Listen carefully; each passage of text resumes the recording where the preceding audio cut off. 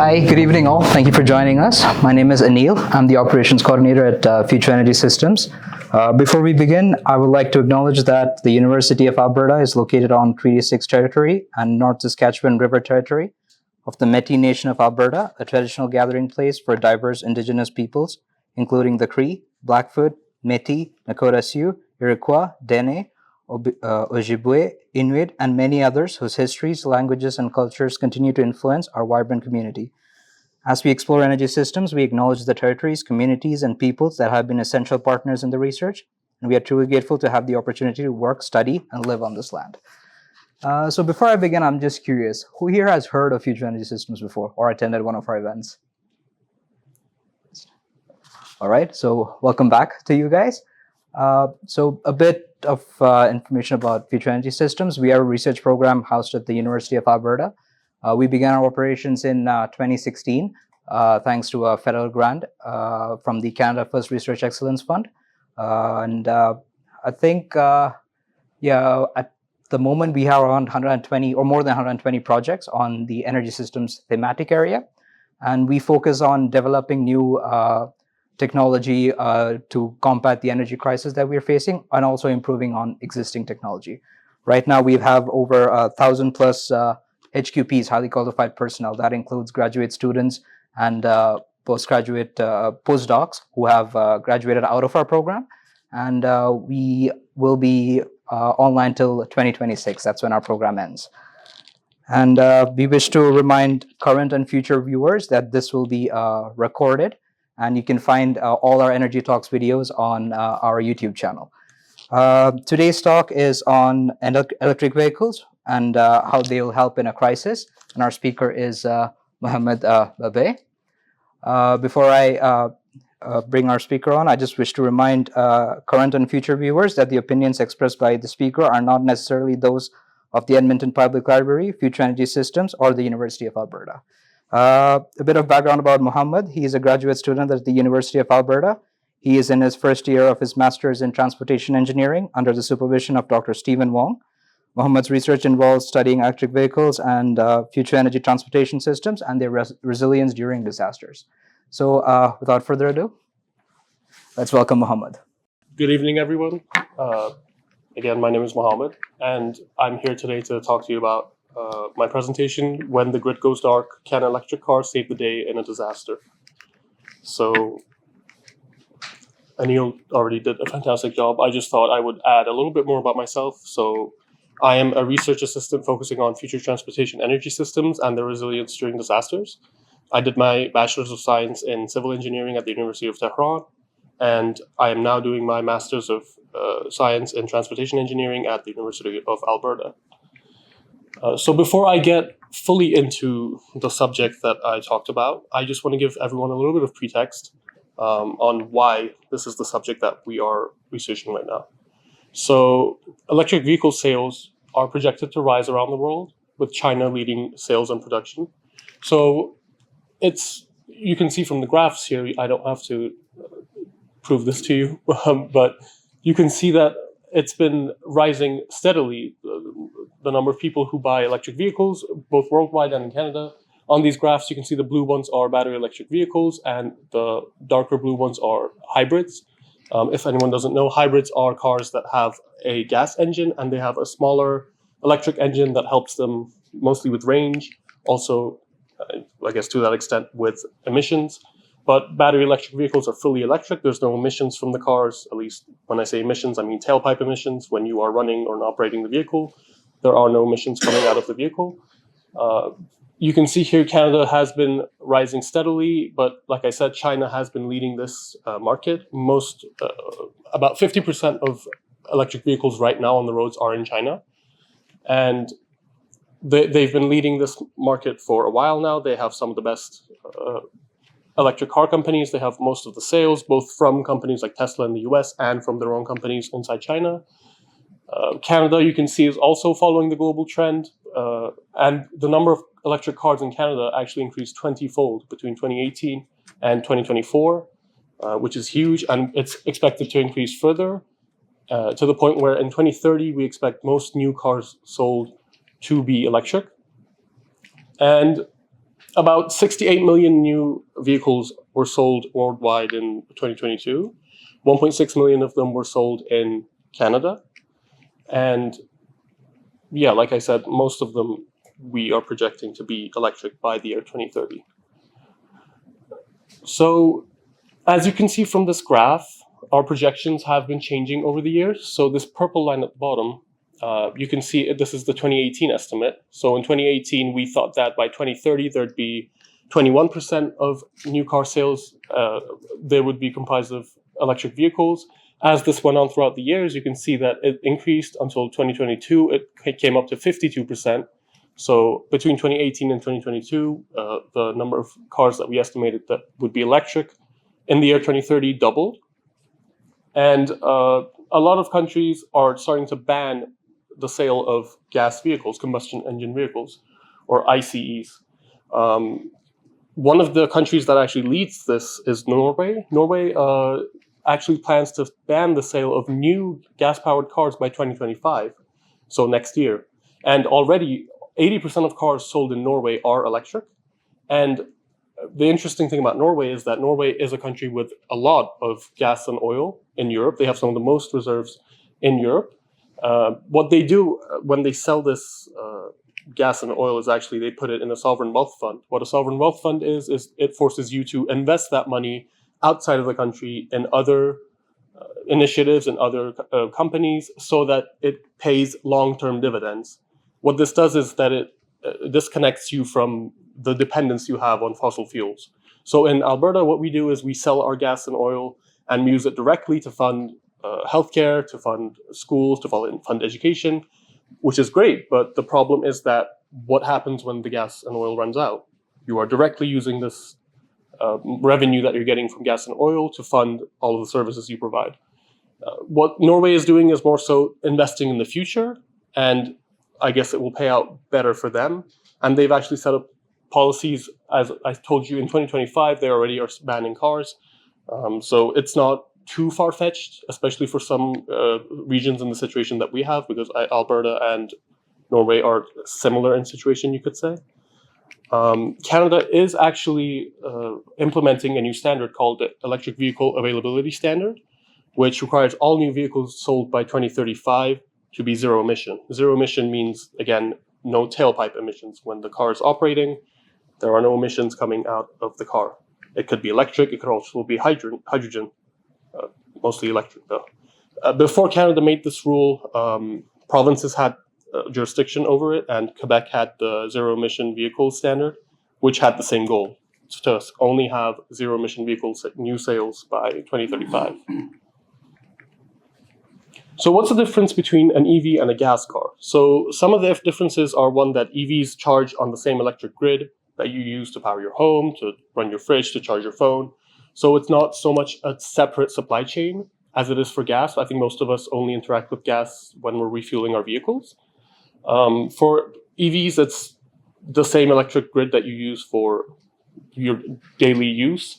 And so what that means is that if there's a power outage, you're also cut off from access to fuel. So if there's a power outage at a gas station, it actually does stop working because pumps do use electricity, but the fuel itself is still there, and people have canisters, they have other means of getting the fuel in their cars. But I guess when there's a power outage, you just don't have access to the fuel itself when it's an EV.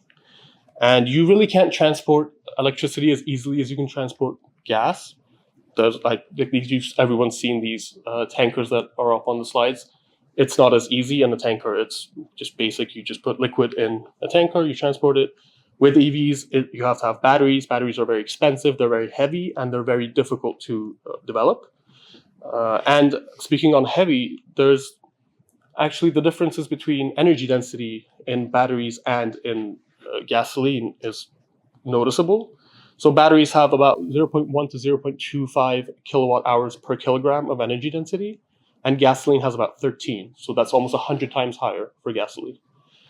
It is notable to say that the problem here is that batteries are very heavy. It's almost like if in a gas tank, your gas tank weighed incredibly more than the gas itself. A battery, whether it's empty or it's full, almost weighs the same, especially even in the scale of a car or a truck.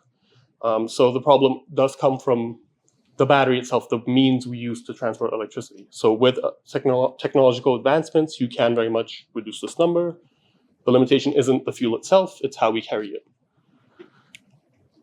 So to talk about what we would do with EVs in a power outage, I want to talk first by saying we had roughly 400 power outages in Canada in 2017, and 30 of them were in Alberta. If you look at these graphs that I've put up on the slides, Canada is geographically a very large country, but there's only 40 million people in Canada.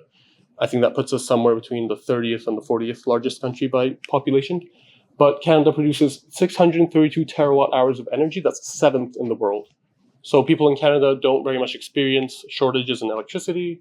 And in Canada, as in total, you can see almost 60% of the electricity generated comes from hydro, so dams, hydropower. And the second highest Canada-wide would be uranium, so nuclear energy. It's a very different story in Alberta itself, though. Alberta, you have 54% of your electricity coming from natural gas and 36% from coal. So Alberta makes about 10% of the energy in the country. And if you look at the charts, you can almost make out that all of the fossil fuel energy, or almost all of it, in Canada is produced in Alberta. But on a whole, Canada is a very green electricity grid. Not so much Alberta, but again, way too much. Not too much. Well, enough power for everyone to comfortably use it however they like. Outages in Canada usually are minor, so they happen, for example, when there's a construction site and someone accidentally cuts power, or there's a car accident, someone hits a power line. You know where the problem happened, you know how to get to it, you know what to do to fix it, so it doesn't last more than a few hours. The problem comes when you have major incidents like natural disasters. So you have hurricanes, you have wildfires, you have earthquakes, even heavy snowfall sometimes. It's very widespread. It affects the entire grid. So the power station, it affects the power lines. It's very hard to know what went wrong and how much was damaged. And it's a more fundamental issue than just a power line that falls that you can just get to with a team and fix in a few hours. So those outages last days or even weeks. How many people here, out of curiosity, have experienced an outage that lasted more than a day in Canada? Just one person. So it's pretty rare in Canada for that to happen. Not so much around the world. Even in Canada, in regions that are very wildfire prone, it can happen. But the other thing about these events is that if they do happen, if natural disasters do happen, it's a threat to your life as well. So you not only have to leave wherever you're living because there's a danger to you, you also don't have power. So it just makes it much more difficult. And another case where power can go out is actually electric overload. So when there's more people wanting to use electricity than we have, something called electric overload happens. So the grid cascades, there's a failure that cascades throughout the grid, and those also take a considerable amount of time to fix, not as long as maybe a major natural disaster, but pretty considerable.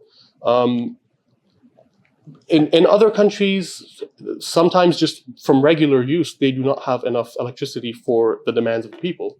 So every day there are more people wanting to use electricity than there is in the country. Countries like India, South Africa, even parts of the US. And so what they do is they implement something called load shedding. Load shedding is that you cut power to certain parts of the grid during certain hours of the day to conserve electricity. So for example, someone living in this neighborhood might not have power from 2 to 4. Someone in the neighborhood over might not have power from 4 to 6. It's scheduled and you know when it's going to happen. It's something that has to be done because there isn't enough electricity for everyone to use. There's a photo of a power outage I forgot to show. So the question really becomes, in a future where most people have electric cars, as we've established, most governments are phasing out gas cars and everyone's moving towards electric. What do we do as a society when we don't have power, when the grid goes dark? And in order to get everyone to have a better understanding of what my research specifically is and what this question really means, I want to show everyone a scenario here. So this scenario says, consider a situation where a wildfire is burning a few kilometers from your residence. You have access to an electric vehicle with 400 kilometers of battery range. Assuming your vehicle currently has enough charge to reach your potential evacuation destination, what is your initial charging action prior to evacuating? So option 1 is charge your vehicle at home to full battery. Option 2 is travel to the closest charging station to charge your vehicle. Option 3 is travel to a charging station that you expect will take the least amount of time to charge your vehicle. And option 4 is not charge at all. So I guess just by show of hands, who here would choose option 1 in this scenario? Okay. Who would choose option 2? Who would choose option 3? And who would choose option 4? So if you guys looked around, it's almost an even split. Not necessarily the same number of people voting for everything, but a good number voting for each. So it is about behavior. Everyone chooses differently for whatever your reasons may be. You chose a different option. And it very much does become a behavioral problem when it's about evacuations. Because on a large scale, for example, for charging EVs, it very much does become a difference between how individuals, how communities, how neighborhoods decide to act. That is the difference between having electricity in a disaster and not having it. So imagine if everyone in Edmonton had electric vehicles. You heard about a wildfire that's 30 minutes away. Everyone panics, everyone scrambles, tries to charge. The grid would go out. Like, it's not even a possibility. It would happen. And it's things like this that you have to determine. If we study people's behaviors, if we find out what is causing people to scramble and panic and what uncertainties cause them to go and charge their vehicles, even though in the scenario that I showed you, you did have enough charge to get to the destination that you wanted to go, it would help in preparing for that situation. If we find out how we can persuade people that, hey, maybe you have enough charge to get to the destination you're trying to go, maybe don't charge, and what would persuade them to do that, or just find out how many cars can charge on the network at the same time, it would be very beneficial for knowing how your grid is designed and what it can handle. So think back to the pandemic, for example, with the toilet paper shortage. Everyone scrambled, everyone panicked to get toilet paper, and it was very much, for the lack of a better term, a self-serving need that everyone had. I just want to make the point that in emergencies, in these very dire situations, people do tend to choose their own safety and well-being over that of the masses, which doesn't very much work for electric grids, because if everyone had electric vehicles here and everyone charged as soon as they heard about a wildfire, everyone would lose power. So we need to figure out how we're going to go about that. And even though blackouts themselves do cause evacuations, it's also news of a disaster. So if I told you that there's a wildfire coming for Edmonton, everyone would leave. And sometimes knowing about an imminent disaster is more catastrophic and more damaging than the actual event. Maybe the wildfire, not to say people shouldn't evacuate, but how you respond to that threat on an individual level or even on a community level very much affects how we can prepare for it. And if we're going to handle all of these EVs on our grids in the future, for example, the majority of people having EVs by 2030, we need to have much more resilient grids, and we need to plan much further ahead. And charging stations do need to stay operational during widespread outages and the surge in demand that comes from everyone scrambling to leave, for example. One way we could do this is that we could have emergency batteries at charging stations, and then you can use solar panels, for example, to charge them up. It won't stay operational for the full duration of a emergency, but neither does a gas station. So a gas station you're not going to have gas forever at a gas station reservoir. You're going to need to have a truck bring more at some point eventually. So it's not a more dire situation than we already have, if that is any consolation to anyone here. I do want to talk about Florida and Hurricane Irma. Has anyone here heard about Hurricane Irma? Just out of curiosity. Yeah, so hurricanes here, not very much a thing in Edmonton. We're not very close to the ocean, but very much a thing in the south and the east of the US. Florida, every other year, I want to say, has like a hurricane scare. Hurricane Irma happened in September 2017. It started from the mid-Atlantic out here, and it came in towards Cuba, and then up into Florida, and then it continued its way up into Georgia and eventually Tennessee. Very big scare. Obviously, everyone would evacuate. Although, as a side note, some people don't evacuate as a result of having so many alerts about evacuations, but that is a different topic. But in a normal situation, people would evacuate, as did a lot of people. 4 million people in Florida were told to evacuate. And this map on the side shows you how many people lost power during this event. So you can see here Miami, Orlando, and Jacksonville, some of the largest population centers in Florida. In Jacksonville, more than 80% of people lost power during this hurricane. So this might be either because people rushed to get their cars charged, rushed to a store, rushed to charge their devices, rushed to use their lighting, or it could be a direct result of the hurricane damaging infrastructure. We don't really know. It happened also around Tampa here. A lot of people lost power. And then the further north you went, I'm not sure if there's no information about the panhandle up here, but maybe it wasn't in the path of the hurricane. But yeah, as you can see, a large percentage of people, up 60 or maybe even more percent on an average basis, lost power in Florida. And so in this situation, if you have electric vehicles, what do you do is, again, the question. And so there's a research paper, actually, a very good one, by this group, Feng et al., and they study this hurricane. And what they ask is, what would happen in Hurricane Irma in 2017 if there were electric vehicles involved, if everyone or most people had electric vehicles? So I'm going to explain these graphs to you guys in a moment, but this is just a map of what electricity providers are where in Florida. And these graphs, the blue lines are the real power flow. So what actually the usage was during this hurricane, from dates from the 6th of September to the 10th and then beyond.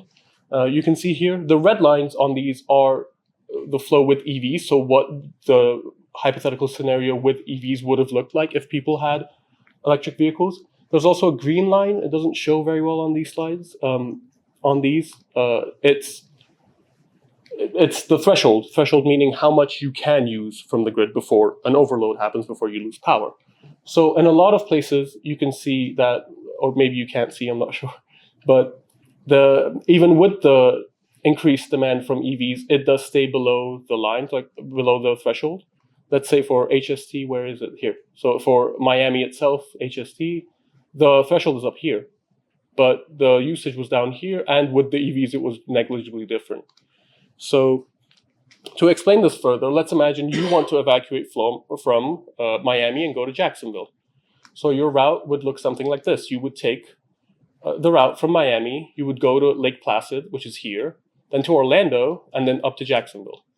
So if this was your route, this is what those charts look like. Again, for Miami, you can see not much difference, not close to the threshold, the maximum amount you can use. In Lake Placid, sort of the same situation. I don't think very many people live in this part of Florida in comparison to places like Jacksonville and Orlando. So not much difference either. It's well below the threshold. Then you get to Orlando. And Orlando, this right underneath where I put this warning sign is where the line is. And so for a few days, you go over how much you can provide. And if that happens, you have an outage immediately. There's nothing to do with it. There's no way around it. And for Jacksonville as well. And this sort of illustrates the point that it's not just a matter of, okay, people got out of Miami, or okay, people made it past Lake Placid. If all of these cities up until Jacksonville are within the path of an emergency, you need to get out of all of them. You need to make your way from Miami to Jacksonville. And so if the grid fails in Orlando, it's unacceptable. Imagine you get to Orlando, the power's out in the city, you can't charge your car. It's catastrophic. You don't know what to do. You only have an electric vehicle. And so we genuinely need to be ready for these events when they happen, because something like this would never happen with a gas car. You never think about, I'm going to go to this part of Canada or this part of Alberta. I wonder if there's going to be a gas station along the way. Of course there's going to be a gas station. This shouldn't be a concern of anyone's when they're driving a car, especially in a future that we're setting limits for. We're trying to phase out the current status quo, and we're trying to bring in a new mode. So I did leave the slide in the middle here for questions if anyone has any up until this point. Yes? So I have an electric vehicle, and I drove through Jasper last summer. Right. And not only could I not charge my car, right, gas people could not fill up because there was no power. Yeah. So not having power does affect gas vehicles just as much as electric. Exactly. Because there was a bunch of people were commenting, haha, you don't fill up your car. And I was like, well, you can't either. Yes, exactly. Yeah. Like, So you don't have power. So yeah. But it's like I said, the pumps don't work when there's no power. Your gas cars don't pump from the same way they used to. You need a canister, you need some sort of other mechanism to get that liquid into your car. And you mentioned Jasper, that corridor, I'll show an image of it further in the slides. That corridor from Calgary to Vancouver that goes through Jasper, goes through Canmore, is actually one of the better equipped parts of the grid for electric vehicles, because there are so many people going through there with electric vehicles. And electric vehicles, at least now, tend to be something that more affluent people can afford. And so where more quote unquote rich people transit through is bound to have more charging stations, which is also a problem that I will mention. But yes, thank you for bringing that up. It is very much the case that you are also pretty much just as stranded without electricity if you have a gas car as you are with an electric car. Yes? Maybe just a question to the graphs you showed. I didn't quite get it. So are you assuming that everyone has an electric vehicle? I think the research did assume either everyone or most people had electric vehicles. Yes. So in your opinion, when will the last gas-driven vehicle get off the road? I don't actually know. So but for Canada, when we say... They won't go off the road. Yeah, it's going to be a while before the last gas vehicle goes off the road. Right. But like 2035, when I tell you that it's going to be when Canada is set to stop selling gas vehicles, that's only private vehicles. So cars, SUVs, compacts, crossovers, those are going to be stopped. We're not replacing our trucking fleet with electric vehicles anytime soon. There's going to be a lot of cars on the road that run on gasoline, run on diesel still. So they're replacing what's happening in 2035, if we reach that goal, is that private vehicles that everyday people like me and you buy are going to be zero emission. And it's a long way before the last fossil fuel car goes off the road. So that's a very dramatic It only scenario. applies to new vehicles in 2035. Yes, new vehicles as well. You can still go buy a Yes. used vehicle, and you will for a long, long time. Yes. I forgot to mention that. Yes, new vehicle sales. You can buy a secondhand gas car in 2040 as well, I assume. But the graph isn't supposed to show every car. The graph is when most private vehicles are electric, which isn't as far as we said, because the graphs I showed you in 2030 were assuming most cars would be electric. If not 2030, 2035. If not 2035, 2040. In any case, it's a future that is coming. If not in the near future, then at some point in the future. So we do need to be ready for it. Yeah. That includes plug-in hybrids, so vehicles that take gas and electricity. I think so, yes, because hybrids do also run on, do have emissions. If you chose to only have a gas vehicle, you could buy a plug-in hybrid and never charge it with electricity. Yeah. That will still be. Yes, although there are plug-in hybrids as well that you plug in to charge the electric motor. Anyone else? Question? Yep. Going back to your graphs on the Canadian grid production, Mhm. a circle graph for Alberta showing more than 30% coal. What year was that taken from? Because we're under 15%. I am not. That's a good question. I don't remember. I can go back to the slide now to see it. I didn't see a date on the slide. Did it not have Curious one? What year that's from?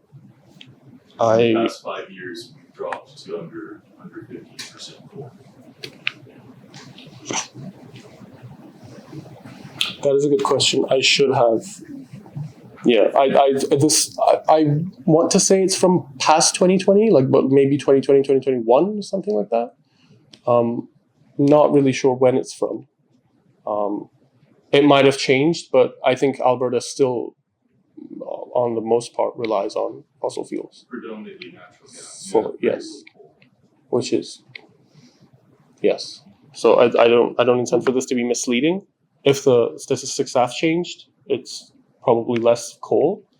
But I guess in the grand scheme of this research, natural gas is still a fossil fuel. So Here's the 2019. 2019. Thank you. Yes.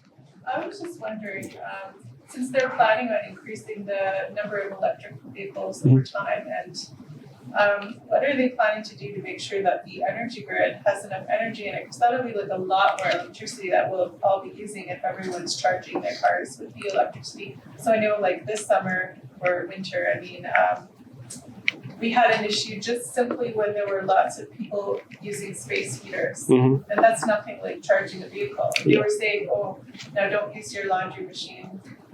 You know, don't cook on the stove because you don't have enough electricity because it's Right. so cold. Well, like electric vehicles are going to use way more energy than That's that. true. Yeah, it's. I think the plan is to one, increase production of electricity, and two, increase it through renewable means. Because if you're running an electric car in this scenario in Alberta, the electricity you're using to fuel it most likely comes from something that burns just as much greenhouse gases.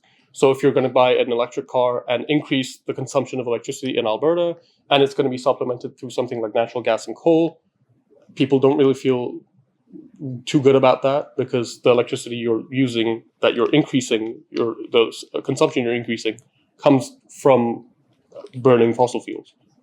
And so it works more so when, I guess, in a Canadian context, in like a overall Canadian context, when like 60% of your energy comes from hydro power. And if you're going to increase this from like 600 to say 800, maybe like 1,000, it should be renewable. So the share that should be increasing should be either this one for the nuclear or this one for the hydropower and dams, or there's also wind here 5%. So these are the ones that should be increasing. So these do go hand in hand together. You cannot push the sale of electric vehicles without addressing where the electricity is coming from. And that is, yes. So you said that the increase in production of power, let's say Alberta is 100% natural gas. Mhm. You think that is worse for the environment than the production, mining, refining, transportation, storage, and eventual burning and internal combustion engine? I'm not actually sure. I know it just, the difference isn't as much as you want it to be. The I just know. supply chain is a lot shorter. Yeah. Producing electricity, transporting it across wires, Yeah. and charging a vehicle versus. Well, it depends how much it increases, I guess. I don't know how much the grid would increase and how much more power you would need if you had a fleet of electric vehicles. I'm sure it won't be as high as when you use fossil fuels to burn your car, but I think when people switch to electric, it's very, so to say, it's reassuring to know that the power, everything in the cycle that gets to the point of you driving an electric vehicle has been zero emissions, or as close to zero emissions as it can be. So I think that's what most people take issue with when it comes to electric vehicles. I Yep. think that the concern with a lot of the renewables, Mhm. wind and solar, is it gets dark, it gets cold, and when it's really cold, it doesn't blow the chimneys. So those are not good alternatives as your main source of power in Alberta. And that's why I think natural gas is probably the cleanest or new. Mhm. We haven't gone there yet. I think Canada as a whole has been doing pretty well with nuclear energy. Yeah, well, I think if this was the case, as you pointed out, that this isn't the case anymore, it's from 2019. We have been, in Alberta, we've been moving away from fossil fuels. That needs to happen at the same, yes, from coal as well. Not so much from natural gas, yes, but it would need to move towards solar. Solar energy isn't actually as difficult to produce as most people think. It's actually much cheaper to implement than, I guess, something like nuclear or even, I think, natural gas. That's true, yeah. Well, we generate in the summer. Well, we have very long days during the summer. Yeah. So you could generate and then use it throughout the winter periods where you have less sun. You could also use hydropower dams if they don't freeze over. You're right. There's a lot of logistical issues through the geography of Canada itself. You're not wrong, but it is something we need to do if everyone's going to feel comfortable switching to electric vehicles. Any more questions? There are some interesting questions, but we'll keep some for the end as well. Yes, I will let you guys ask questions at the end as well. So, To explain our research, or my research specifically, we sent out a survey to around 1,500 people in Alberta and British Columbia who were at most at risk of wildfires. So they were in a region that's either seen wildfires or is going to be seeing wildfires from our predictions, not our specific predictions, but from predictions that we have. And then survey takers were asked about how they would behave, just so much like the scenario I showed you guys, how they would behave in scenarios where there were EVs involved. And then they were also asked about things like risk perception, how much they think they're at risk of a wildfire, how much they're at risk of them or their families are at risk of death or injury, how much they're at risk of losing property, stuff like that. Willingness to share, how much they're willing to share resources, vehicles, and other items along that line with their family members, with their friends, with strangers. So how much a person would be willing to share, and also demographic questions like age, gender, income, stuff like that. And what we're doing with these responses is we're gathering them and we're trying to find out what influences people to choose the choices that they did. So in that scenario I showed everyone here, those of you who picked number 1 or number 3 or one of those, what is it that's in common between you guys when it comes to risk perception, willingness to share? What is behind that decision that you made? Maybe most of the people who didn't decide to charge at home and charge at the closest gas station or not charge at all are people who are most afraid of the risk of their or their family's lives during a disaster. That makes sense. Or maybe it's something that you wouldn't have thought about. Maybe people who make 70,000 to 90,000 are more likely to not charge. These are like patterns that we're trying to find out in decisions that can help us understand, if not understand, then see patterns in how people behave and make better predictions for them so that we can be better prepared for an emergency. Within our research, we found a few challenges. These are just a few of them. I'm sure everyone here could think about more. A few challenges with EVs. One is that they have shorter ranges than combustion engine vehicles. So it's between 200 and 400 kilometers right now.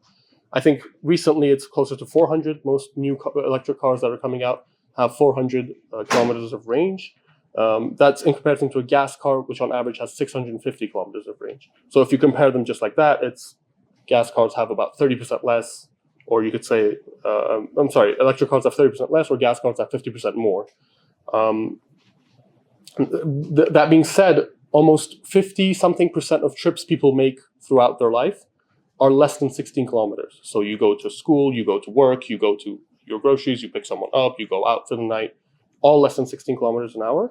Only 2% of trips that people make with their cars are more than 80 kilometers.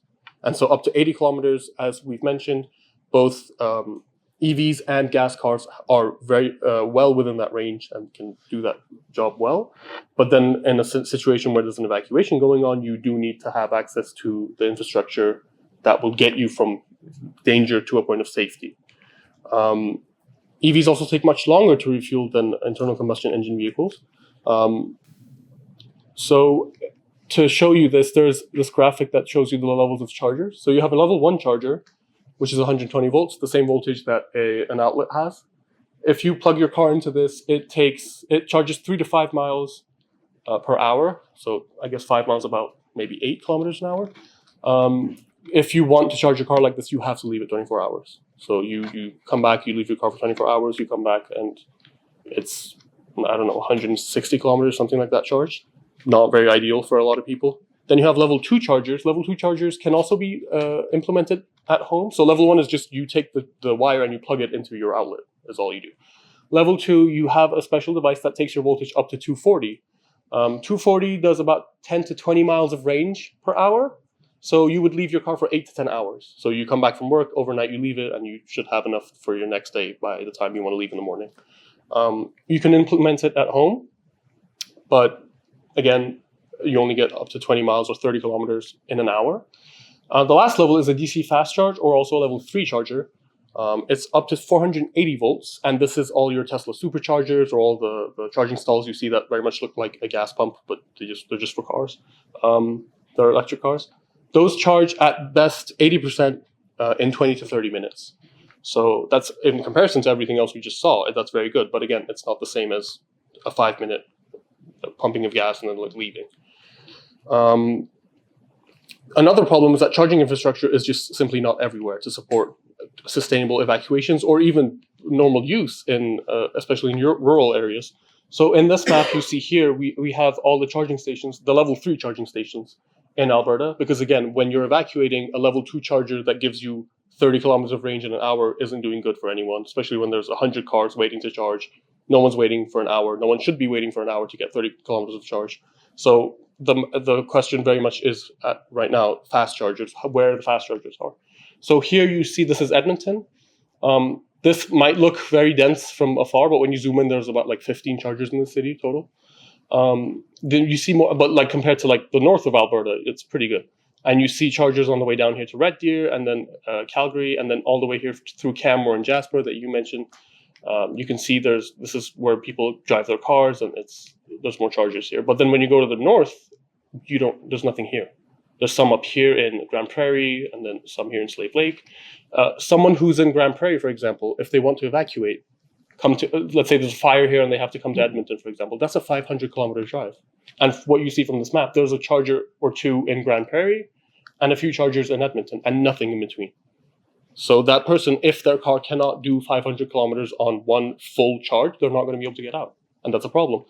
The only way I can see someone with maybe 300 kilometers of range getting out of here is maybe going from Grand Prairie to like Slave Lake and then down to Edmonton, but that's almost 50% longer. No one should be having to do that, especially in an emergency. And it's important to say that our grids are really not prepared for mass adoption, even at 20%. So even if 20% of people had electric cars right now, the grids wouldn't be able to handle it. That's not to say we don't have the electricity for it necessarily. That just means our infrastructure is not strong enough to handle all of that simultaneous demand. Because like we mentioned in the talk, when EVs draw a lot of power, and having multiple EVs charging at the same time is just going to cause a failure for the components in the grid. The components that are most burdened are actually transformers. Transformers, what they do is they increase the power output coming out of a power plant. So as I mentioned, an outlet has 110 volts.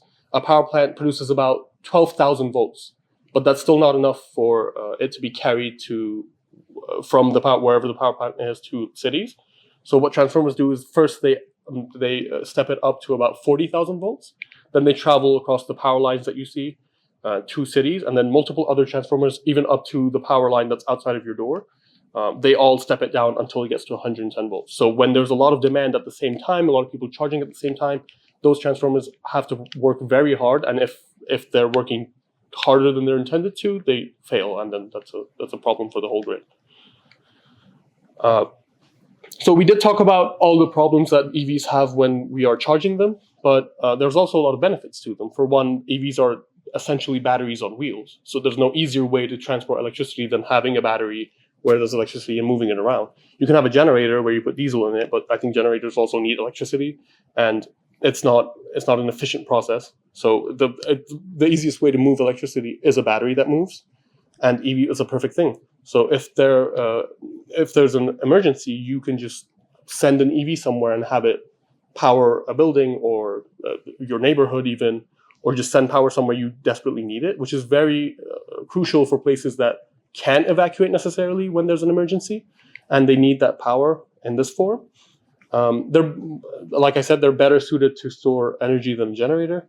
And when there's an emergency, you can send a fleet of them, multiple electric cars somewhere. These can either be fleets that are cars lying around that are now in service of the community, trying to help everyone restore power, or it can be a dedicated fleet of cars. Let's say like the city has 50 electric cars they use for whatever reason, and they can employ those when there's an emergency to send somewhere to keep parts of the grid, or maybe even all of the grid.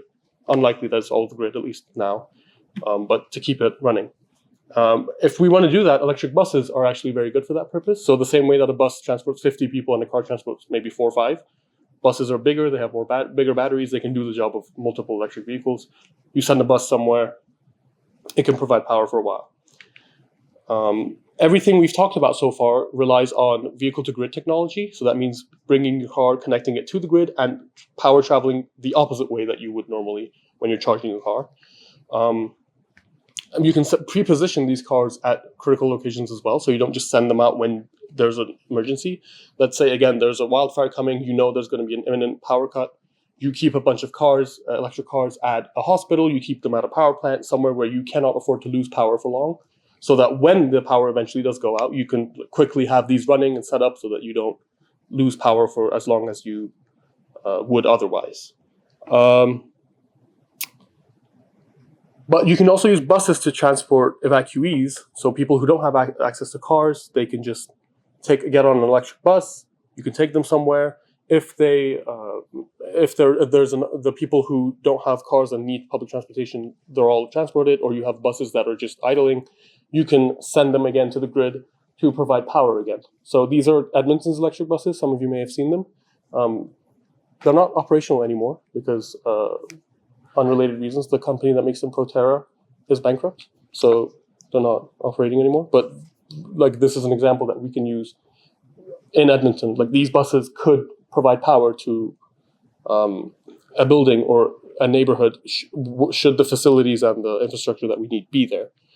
You can also combine EVs with other renewable sources like solar panels, and they can form microgrids. So what a microgrid is it's a part or maybe all of a grid, and it manages all of its resources. So you see here there's solar panels and wind turbines.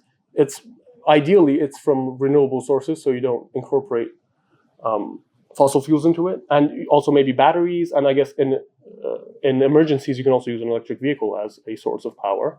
And what it does is there's a computing system at the center which controls how much demand there is in the grid and how much supply you have, how much electricity you have, and it balances it so that you know you have enough electricity to weather an emergency. These are very popular in research on disasters, especially involving electric vehicles. Why? Because in a disaster, you need to know how much power. And the benefits also need work so that we can fully implement them in the way that we want them. Getting from one to the other, you have to take this route.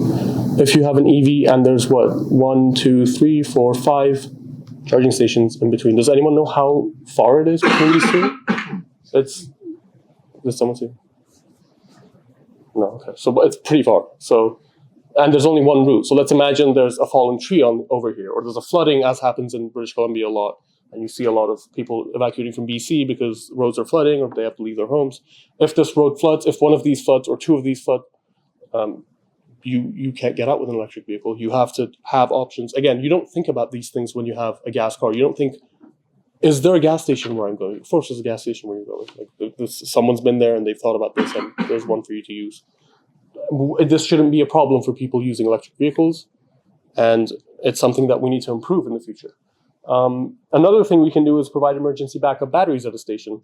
Again, like I said, a lot of places do need to have backup batteries so that they can stay operational the same way a gas station does. A gas station won't have gas forever. There's no pipeline going to a gas station. There's a truck that has to bring it in.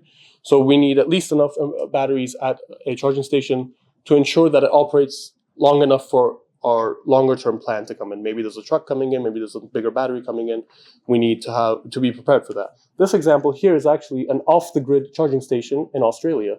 So there's solar panels at the top, and there's a big battery in the middle, and you can charge, I would assume, up to 4 cars with it. Is it going to be the answer to 100, 200, 1,000 cars evacuating from a region? No, probably not. But there's a comfort knowing that this is disconnected from the grid. Whether or not you have power in the grid, you are going to be able to charge your car at one of these. Also, it's Australia, same population-ish as Canada, almost the same density. So this is probably somewhere where, at least right now, a lot of people aren't using it. This isn't very sustainable. I don't think solar power, at least in this dimension, makes as much electricity to power even 4 cars charging at the same time. But having batteries at these stations is very important to keep them running when you need them to. And another thing we can do is reduce electricity use before disasters by scheduling. So you hear about a disaster, people flock to charge their cars, it's going to be a problem. If you tell people in this neighborhood, let's say there's a wildfire happening in 3 hours, people in this neighborhood, you can use your electricity this hour, very much load shedding, but for emergencies. You schedule when people can use electricity. Obviously, if there's a wildfire 30 minutes away, you're not going to cut people out of power and leave them in their city so that they can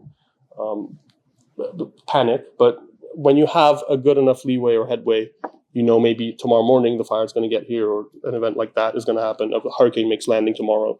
It's easier to schedule like this because nobody wins when the power goes out. Like if everyone's first instinct is to charge, and it seems maybe unfair that you don't get to charge in such a dire situation because everyone should have access to it, it's important to realize there is not enough power in a lot of scenarios for everyone to charge when they want to.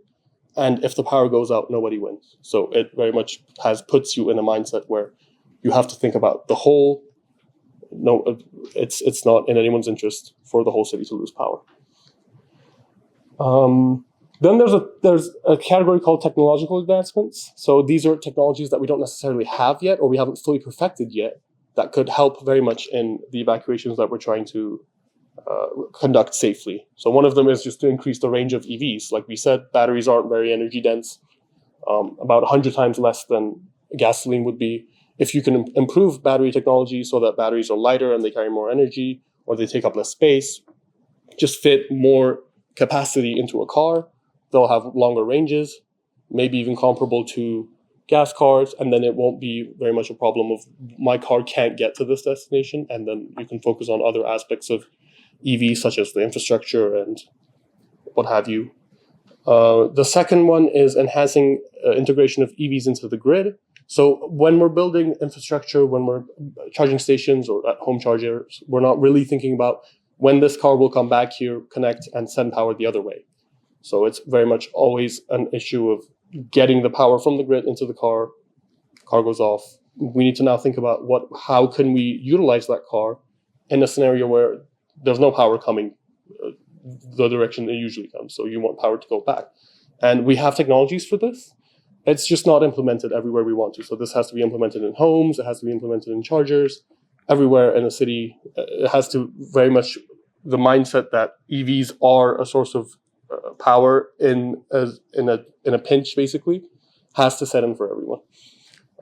You can also increase charge and discharge speeds.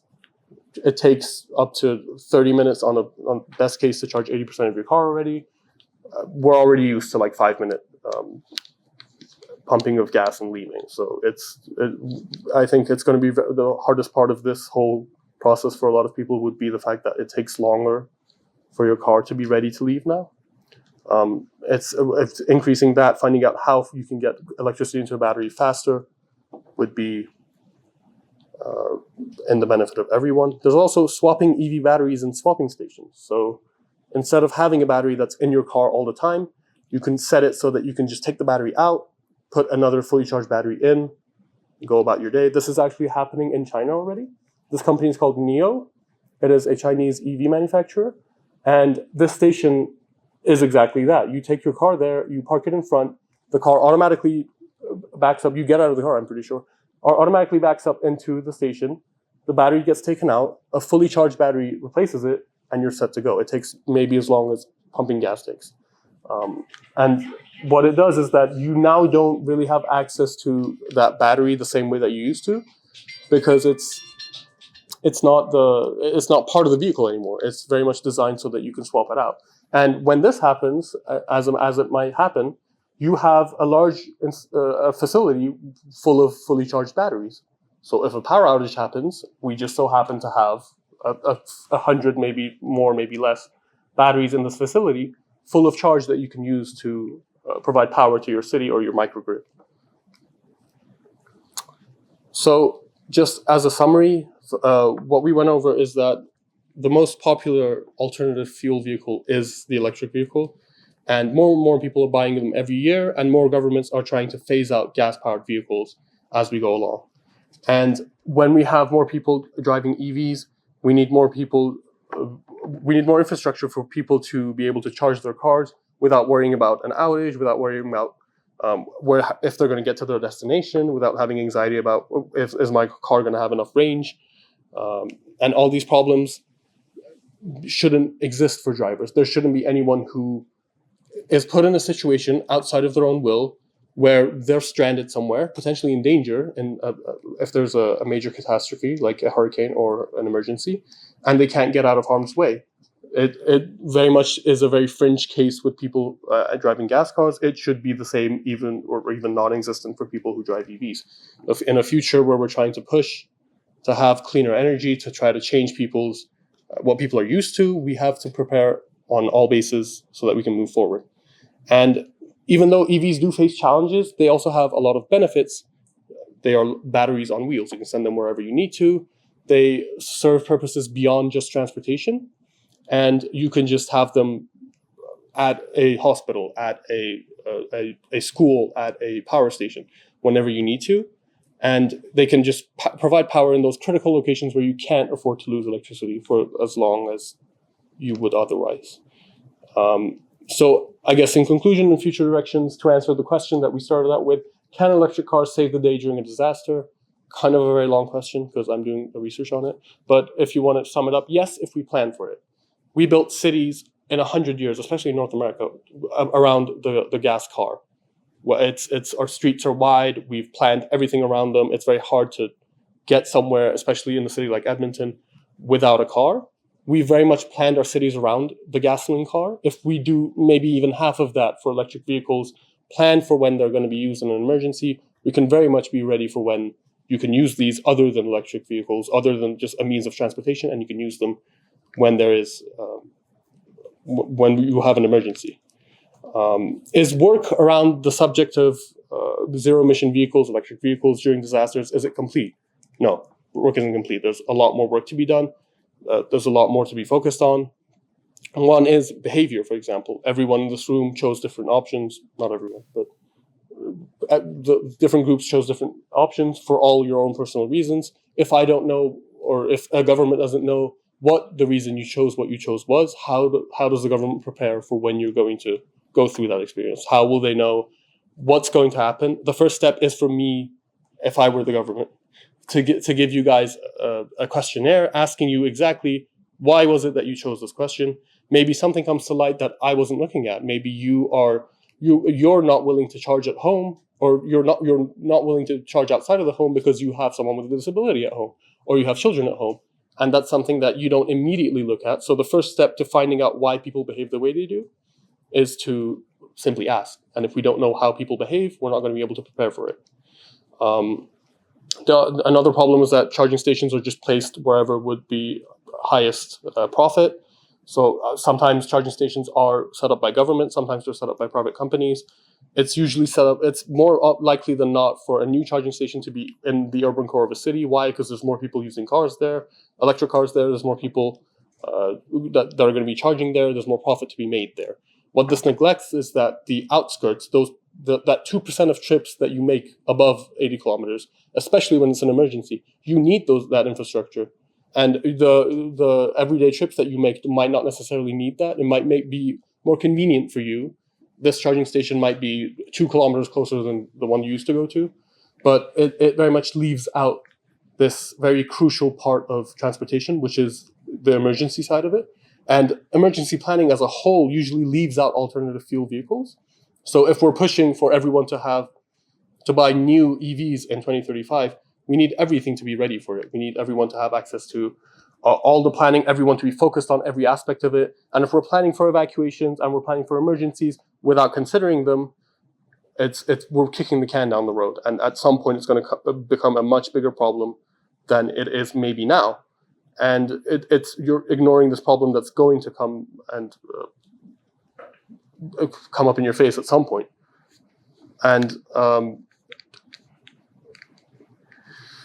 when we're going to prepare for a future like this, when we're going to have everyone be under a mandate, tell everyone that they're not going to be able to buy a vehicle that they've been used to buying for a century or longer within the upcoming decade, we need to cover all bases. We need to move forward knowing that we've planned for it, knowing that people are safe when they're using it, and knowing that all scenarios and all possibilities that could happen, that could put people in danger, are covered by us, and that we can safely tell people that, yes, you can use this vehicle with the same ease, with the same security and peace of mind that you use the car that you've been used to using. Just as a wrap up, I do want to make an acknowledgement. Thank you to Anil and Carlo for hosting me today. This research was made possible by Future Energy Systems, which is formed from the Canada First Research Excellence Fund. It's also funded by the Resilient and Clean Energy Systems Initiative, which was formed by the Government of Canada's Government of Alberta's Major Innovation Fund, and also the Resume Group, which is my research group that I'm a part of. And thank you all for coming and being part of this presentation. If you guys have any questions, I'm happy to take them from you.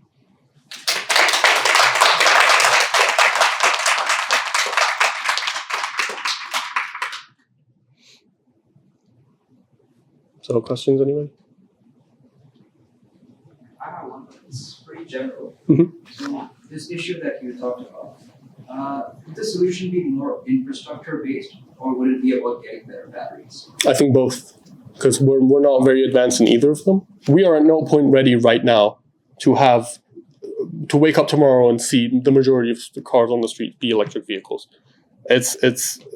We need advancements both in technology, we need advancements both in infrastructure. It's very much a niche subject that some people gravitate to right now. It should very much become the center of attention, especially when we're making policies to make it the center of attention. Yes. I just know, I kind of liked the swapping idea of the swapping station. Yeah. And I kind of was thinking about it. So if you did have the setup like that, what it would actually mean is that your battery would be interchangeable with any battery. And so the life of your battery, you would have to have a system where you're not counting the life of your battery, but you just basically exchange it for any charged battery. But yes. So that was one thing. But the other thing I was thinking about was, well, how long does fully charged batteries stay charged for? Because if people in remote areas, for instance, had an additional battery at their home that they could just swap in, then it would give them a bit of peace of mind. And if you're running out of, in a situation like a pandemic or something where there's a supply chain issue and you're worried about toilet paper, you might freak out and go and buy a lot of toilet paper. But overall, people don't tend to use more toilet paper in an emergency. They just want to have enough on hand. So if you have a month's supply of toilet paper, you never freak out in an emergency, yes. right? And so, it could be that that's a solution. Yes, so it is very much a peace of mind issue. Again, you might have a second battery because it gives you the peace of mind, the option to use it. And I'm not necessarily sure how long a battery would last if not used. I guess it depends on how big the battery is and the technology. But again, you don't have to leave it uncharged. The same way you leave your phone overnight or you leave your car charging to 100% overnight. We have technologies to set up to have that battery stay full charged, plugged into the wall. Maybe the one you don't use, you just leave in an enclosure or a charging case, and it just stays 100% as long as you need it, unless there's an emergency. But then going into the emergency, at least you have one battery in your car and one fully charged battery, and that's easier to plan for than if you just had a battery lying around in your house. It seems really ideal, but then when I think, okay, how much does an electric car cost compared with a gas-powered car? I don't know how much more it costs because I haven't been shopping for one, but I'm thinking for the average family, it might be a significantly more expensive, and that's a really big deal. Yes. So then having an extra battery, because that's probably the most expensive part of it.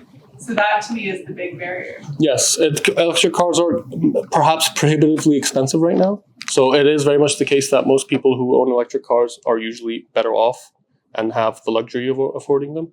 Another option other than swapping batteries is to have a mini trailer. There's a company in France that does this. It's a very small trailer that you carry behind your car, sort of like those. I want to say those trailers that you put your dog pets in when you have a bike. They look like that almost, just slightly bigger. It's a battery pack that you have behind your car. Is it practical for everyday use to have something towed behind your car and going everywhere? No, but in a pinch, in an emergency, it's probably going to save your life, and it's a good option. So yeah, it is the peace of mind. I guess that is one of the big aspects that you have to focus on when you're trying to sell this idea to people. Yep. I wonder, your projections, they all go up. It's all great. We'll talk a lot of the restrictions or the restraints, the charging stations, the grid, and the kilometers. I wonder, from your opinion, does that influence the EV sales in the future? I feel like, we can, these are lofty goals, visions, no more gas-powered cars. But if the infrastructure is there, do you think that's really going to be true. If the infrastructure isn't there, Yeah. I I think you laid out some of the restraints of the current infrastructure. Right. And I just feel that these restraints are impacting probably the uptake of EV in general. I mean, right For now, sure. it goes up because nobody has trouble with the distribution systems, or maybe they have a second car and there's one for longer trips, or maybe there's, like a gas for longer trips, or a vehicle for the city. But in the future, I would imagine these restraints will impact the sale of EVs. No, they would for sure, and it's very hard. I'm not entirely sure how the city has planned for this, or how companies and electric vehicle companies, Tesla and the Chinese one called BYD, you might have heard of, they're planning for this. It is very much a problem. Again, even if we wake up tomorrow and 20% of the cars on the street are electric, we will have outages. Yeah. Space heaters almost cause blackouts in here. It's not a problem of having the electricity. As we mentioned, we have a lot of electricity. The infrastructure isn't there. Like, we're not ready to have this much power drawn at the same time. So that is. Cities never put in gas stations, as far as Yes, because that's a private business. It's not. Yes, I mean it. I guess charging stations can also be private. It's not necessarily cities shall. A lot of charging stations in North America, U.S. and in Canada, come actually from the Volkswagen scandal. If anyone knows about it, Volkswagen had a few years ago. Volkswagen had a scandal where they tweaked their cars so that they wouldn't emit as much of a pollutant when they were going through testing. And when they were caught on, it was one of the biggest fines that the U.S. has ever handed out to any company. And part of that money went towards electric infrastructure. So it's called Electrify America. It's a Volkswagen project. It's happening in the U.S. and also in Canada. It does come from fine money, I guess. They are forced to do it. But again, what they did wasn't a small deal. But you can, and there are private charging station businesses, because you do still pay for charging. It's not a free thing, at least until not without incentives. So it's still a business model. It still does go through where these businesses, whether private or public, see the funds or see the revenue coming. And so it is very private. Yes. So it seems like it's pretty much a chicken and egg scenario in terms of technological advancement and community buy-in. Like, you're not getting one without the other. You have to work in tandem. Given the fact that Canada is very reliant on our petro-capitalist economy and we're very individualistic, which do you see as the bigger challenge for Canadians adopting to the EV policy? Is it more technological, or would you say it's more perception-based? I think it might depend where you live. I think a lot of people maybe in Alberta are very maybe averse, more so than others are, to electric vehicles. There are people, I guess, and the more urban you get, the more density goes up in population, the more people gravitate towards electric vehicles. It is a technological problem, but the technological problem, in my opinion, isn't something that is unsolvable. It always comes down to whether people want to accept the change or not. And it does, to be fair, it does come with some trade-offs, at least now. So if we do work on how long it takes to charge these vehicles, if we do work on how far they can go, it's less of a trade-off for people. And they might feel less forced to do it. But it is very much, I think, a problem of people being sold on the idea right now. Yes. So I'm just wondering, we're running short on time, so this will probably be the last question. Yeah.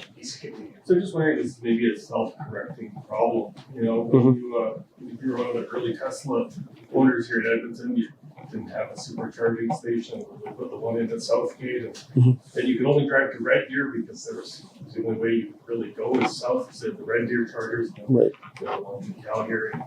And last summer that changed a lot, because then you could down out east and out west with the chargers that went in on the Yellowhead. Grand Prairie's now getting chargers installed up that way. You can now go to, as of last week, all the way to Vancouver on the Yellowhead. And so I'm just wondering, like, as people buy more EVs and companies therefore make more profit selling EV charging capacity, are we going to see more chargers, and then are we going to no longer have these problems? And similarly, with the grid itself, in the 1980s, the grid would never support our society today. Yeah. It grows, it changes. Our population is going to double, which is arguably going to be a lot more power than EVs will need in the next 30 years. So is it going to solve itself? Are we worried about that? the thing is, nothing actually solves itself. It's this sort of companies and the engineers. Yeah. The economy. What I mean to say is that like this is something that has to be brought to the attention of governments. Like this isn't a like governments and companies. Yes, there's going to be more chargers. The Canada plan for 2035 includes $1.2 billion for charging infrastructure. So there's going to be more charging infrastructure by that point, so that more people feel more comfortable having their cars.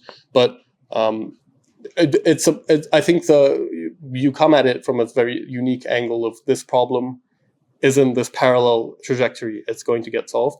Whereas, like, if you are involved in that trajectory, you know how much goes into bringing this problem to the forefront. I'm not sure how much electrical companies are prioritizing the sale of EVs in the next 10 years in their plans from projections for energy production. But if it's not something that's brought to their attention, then they might not. We don't know yet. Maybe in 10 years, it's very common to hear, yes, this charger in Red Deer caused an outage because, again, more people were charging. It's something we have to wait and see. But we can't afford to wait and see right now because we're moving so fast in that direction. We have to make sure that this is brought to their attention. This problem does solve itself, as you would say. So, in a sense, yes. Thank you, Mohammed. Right. That was an enlightening talk. Thank you, everyone.